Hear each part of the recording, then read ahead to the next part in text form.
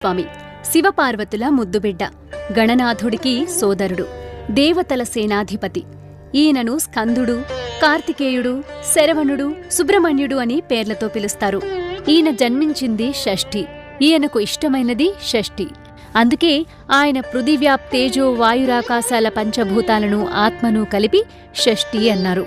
Subrahmanya Swamy photo పెట్టుకుని ఎర్రటి పూలతో ఈ రోజున పూజ చేయాలి. సుబ్రహ్మణ్యాష్టకం పారాయణం చేసుకుని 3 వత్తులు వేసి నువ్వుల నూనెతో దీపారాధన చేసి పానకం, వడపప్పు, చిమిలి నైవేద్యం పెట్టి ఆ ప్రసాదాన్ని ఇంట్లో వాళ్లంతా తింటే సుబ్రహ్మణ్యస్వామి అనుగ్రహం ఉంటుంది.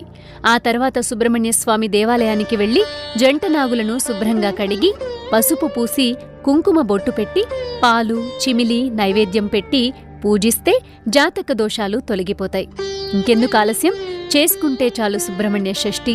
అదే ఇస్తుంది మనకి పుష్టి.